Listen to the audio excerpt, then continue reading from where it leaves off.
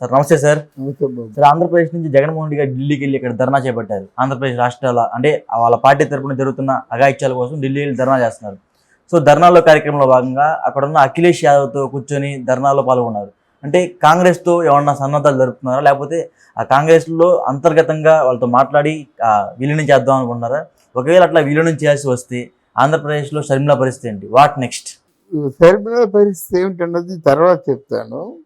ఇక్కడ ధర్నా చేయడం అన్నది చాలా తెలివి తక్కువతనం, అమాయకత్వం, రాజకీయ చతురత లేనివాడు చేసే పని. ధర్నా ఎవరి మీద చేస్తాడు అంటే కూటమి మీద చేస్తాడు. కూటమిలో ఎవరున్నారు? తెలుగుదేశం, జనసేన, బీజేపీ ఉంది, అంతే కదా. మరి కూటమి పరిపాలన బాగలేదు అని చెప్పడం మాట, కూటమి పరిపాలనలో శాంతి భద్రతలు లేవు అని చెప్పడం, హత్యా రాజకీయాలు జరుగుతున్నాయి, ఇళ్లలో చొరబడి మరి దాడులు చేస్తున్నారని చెప్పడం కరెక్టే కదా. మరి కూటమికి మండదండి? కూటమిలో ఉన్న వాళ్ళకి మండదా? మళ్ళీ మోదీని కళ్ళ చూడగలడా? అమిత్ షాని కళ్ళ చూడగలడా? నిన్నే చెప్పాను నేను, ఎట్టి పరిస్థితుల్లో కూడా జగన్మోహన్ రెడ్డికి అమిత్ షా అపాయింట్మెంట్ కానీ మోదీ అపాయింట్మెంట్ కానీ దొరకదని చెప్పాను. ఎలా దొరుకుతుందండి? ఆలోచించేవాడు ప్రతి ఒక్కడు లేదు మోడీని దొంగ తీసుకుంటాడు, అమిత్ షా. మనం నోటుకు వచ్చినట్టు చెప్పడం కాదు, ఈ పరిస్థితుల్లో మోడీ ఎలాగ అపాయింట్మెంట్ ఇస్తాడని ఒకటి చూసుకోవాలి. అఖిలేష్ యాదవ్ మిగతా కాంగ్రెస్ తాలూకు వాళ్ళు వచ్చారంటే వాళ్ళు మోదీ మీద దండయాత్రకు వచ్చారు అంటే వాళ్ళు కూడా రాజకీయంగా ఉపయోగించుకోవడానికి సిద్ధంగా ఉన్నాడు. మోడీ మీద దండయాత్రకు వచ్చేవాడు ఒక వైఎస్ఆర్సీపీ అంటే మోడీతో కలవనవాడు, కూటమికి వ్యతిరేకంగా ఉన్నవాడు వచ్చాడు కనుక వాళ్ళు వచ్చారు, లేదు రారు. వాళ్ళు బీజేపీ వాళ్ళు ఎవరైనా వచ్చి సపోర్ట్ చేశారా? అంతెందుకు, తెల్లారు లేచినట్టయితే నోటికి ఏదొస్తే అది వాగి నీ పార్టీని ఆకాశానికి ఎత్తి నేలకి పడగొట్టేటువంటి నాయకులు ఉన్నారు. కొడాలి నాన్న వచ్చాడా? పేరు నాన్న వచ్చాడా? అంబటి రాంబాబు వచ్చాడా? లేకపోయినట్టయితే ఎక్కడెక్కడో ఈ మదన్ మోహన్ కేసులోను ఒక ఎస్సీ క్యాండిడేట్ సపోర్ట్ ఉండాలని జూపూడి ప్రభాకర్ తీసుకెళ్ళి మన విజయసాయి రెడ్డి పక్కన కూర్చున్నారన్నమాట. ఇంత రాజకీయంగా అందమైన వ్యూహాలు పన్నెట్టితో వాళ్ళు ఏమన్నారు, అక్కడ మన జాతీయ మీడియా 36 హత్యలు అంటున్నావు బాబు, ఆ పేర్లు చెప్పన్నాడు, తెల్లమొహం వేశాడు. దాళ్ళు అంటున్నావు కదా, దాన్ని ప్రూఫ్ చూపించమని చెప్పాడు, తెల్లమొహం వేశాడు. చివరికి ఏమైపోయారంటే నేషనల్ మీడియా అడిగే ప్రశ్నలకి ఏ ప్రశ్నకి కూడా సమాధానం చెప్పలేక ఏమన్నాడు, మీరు ఒకసారి రాష్ట్రంలోకి వచ్చి చూడండి అన్నాడు. ఎంత చేతకాని సమాధానాలండి ఇవన్నీ. రాత్రి జాతీయ మీడియా అంతా ఎత్తిపోసింది. ఎత్తిపోవడం కాకుండా జగన్ పార్టీయే అవుట్ అని చెప్పింది. ఇప్పుడు నెక్స్ట్ జగన్ వైఎస్ఆర్సీపీ మాత్రం ప్రశ్నార్థకంగా మిగిలిపోతుంది. అప్పుడు ఈ రోజా కానీ, అనిల్ కుమార్ యాదవ్ కానీ, వల్లభనేని వంశీ కానీ, కొడాలి కానీ, గుడివాడ అమర్నాథ్ కానీ ఎవరైనా ఒకరు కనిపించారా? జగన్మోహన్ రెడ్డిని పతనానికి దారి తీసినటువంటి సజ్జల రామకృష్ణారెడ్డి కానీ ఎవరైనా కనిపించారా? విజయసాయి రెడ్డి ఏంటంటే ఆయనకున్న కేసుని ఏమైనా అంటే మాఫీ చేయడం కోసం వచ్చాడు కానీ, లేకపోతే విజయసాయి రెడ్డి కూడా రాడు. వాళ్ళ గురించి మళ్ళీ ప్రత్యేకించి చెప్పుకుందాం, వాళ్ళ మధ్య కూడా చాలా దూరం ఉంది. ఇకపోతే జగన్మోహన్ రెడ్డి చాలా గట్టిగా ప్రయత్నం చేస్తున్నాడు. డీకే శివకుమార్తో కానీ ఇంకా మిగతా వచ్చిన అఖిలేష్ యాదవ్ కూడా మధ్యవర్తి అనుకోండి. అయితే వాళ్ళకి ఇప్పుడు జగన్మోహన్ రెడ్డి చేరుతానని చెప్పడంలో ఆశ్చర్యం లేదు, ఆయనకు ఒక అండ కావాలి. కానీ కాంగ్రెస్ పార్టీ వాళ్ళు ఎందుకు చేర్చుకుంటారు? ఈయనకున్న ఆ 4 సీట్ల కోసం ఎందుకు చేర్చుకుంటారు?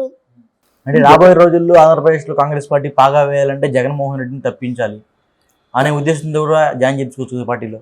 కాదమ్మా, ఇప్పుడు ఈయనకున్న 4 సీట్లతో వాళ్ళు ఏం బాగుకుంటారు? ఒకటి, ఈయనకి ముఖ్యమంత్రిగా మంచి పేరు లేదు కదా. ఈయన మీద కొన్ని వేల ఎకరాల స్కామ్ ఉంది, 1,00,000 కోట్లు తాలూకు మనీ లాండరింగ్ ఉంది కనుక వీళ్ళు ఎందుకు చేర్చుకుంటారండి? అదే పవన్ కళ్యాణ్ అనుకోండి, రెడ్ కార్పెట్ వేస్తారు.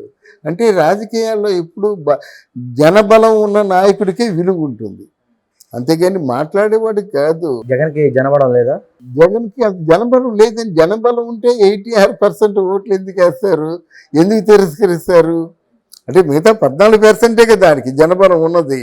86% పైన 14% కాదు, 40% ఓట్లు ఆల్రెడీ వైసీపీ పడ్డాయి. 40% ఓటు శాతం కాదు పోలైన దాంట్లో. జనబలం అంటే 86%లో ఆయనకి ఎన్ని ఓట్లు వచ్చాయి అది మనం కావాలి. ఈయన 40% ఓట్స్ అంటున్నాడు, అది కూడా రాంగ్. ఎందుకంటే ఇక్కడ జగన్కి ఏమాత్రం బలం ఉన్నప్పుడు కూడా ఇక్కడ చూసుకున్నట్టయితే పోటాపోటీగా ఉండేవాడు, కనీసం ఆ మ్యాజిక్ ఫిగర్ దగ్గరలో ఉండేవాడు. అది బలం అంటే. ఇకపోయినట్టయితే ఒక్కొక్కరు ఈ మధ్య చెప్పిన వాళ్ళందరూ చాలా ఊహాగానాలతో చెప్తున్నారు అన్నమాట. జగన్మోహన్ రెడ్డి వెనక ఎవరైనా ప్రజలు ఉన్నారా అంటే డబ్బులు ఇచ్చి తెచ్చుకున్న ప్రజలు కాదు. అంటే విల్ఫుల్గా వాళ్ళు డబ్బుతో వాళ్ళు కాఫీ తాగి వాళ్ళ డబ్బులు వాళ్ళు ఖర్చు పెట్టుకొని జేజేలు కొట్టేటువంటిది జనసేన లాంటి సైనికులు ఎవరైనా ఉన్నారంటే లేరు డెఫినెట్గా.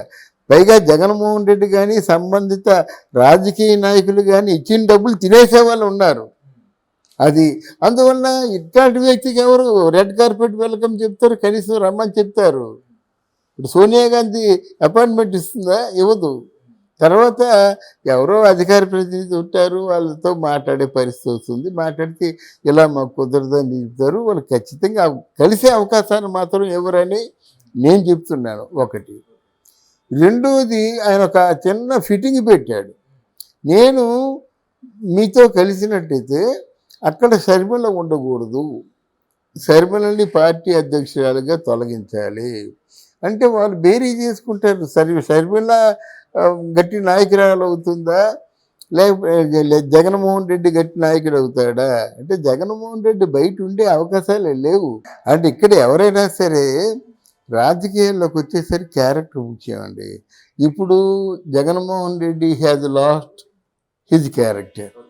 ఎందుకంటే ఆయన సంపాదించినంత 2004 ముందు వాళ్ళ ఇల్లు అమ్మకానికి పెట్టుకున్నటువంటి రాజశేఖర రెడ్డి తాలూకు బిడ్డ 2004 నుంచి 24 సంవత్సరం వరకు ఈ 20 సంవత్సరాల్లో ఏ వ్యాపారం చేసి ఈరోజు టాటా బిర్లాతో సమానంగా ఉంటాడు. ఇండియాలో అత్యధిక ధనవంతుల్లో ఒకడు జగన్మోహన్ రెడ్డి. ఆ విషయం అందరికీ తెలుసు. ఈ అఫిడవిట్లో అంత ఫేక్ న్యూస్ అనుకోండి. మరి దీనికి సమాధానం చెప్పాలి. ఎవరో నేను అడుగుతానండి, రాష్ట్రపతి దగ్గరికి వెళ్ళి అడుగుతానండి, ఎంత సంపద ఎక్కడి నుంచి వచ్చిందని అడుగుతానండి. వాడు వాకప్ చేయిస్తాడు, చేయించలే. అందువల్ల మీకు ఈ ప్రజాస్వామ్యంలో లా అండ్ ఆర్డర్స్ రాజకీయ నాయకులు చీప్ చేశారు కానండి. ఒక్కసారి సిన్సియర్గా పోలీస్ ఆఫీసర్లు ఉన్నట్టయితే డెఫినెట్గా మంచినీళ్ళు తాగాలన్నమాట.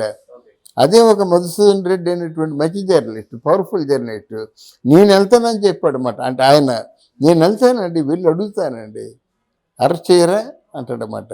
అంటే చైతన్యం అంతగా వచ్చింది ప్రజల్లో. కనుక జగన్మోహన్ రెడ్డి పరిపాలన కాదు కదా, పార్టీ కూడా ఉండదు, తొందరలో జైలుకి వెళ్తాడు. ఆయనకి సబ్స్టిట్యూట్గా భారతీయ ఒప్పుకోదు. మళ్ళీ ఇక షర్మిలే ఉండాలి. రాజశేఖర రెడ్డి కుటుంబంలో ఎవరైనా కొంచెం ధీరత్వం ఉన్న వ్యక్తి ఎవరంటే షర్మిలే. కనుక వాళ్ళు ఆలోచించుకుంటారు.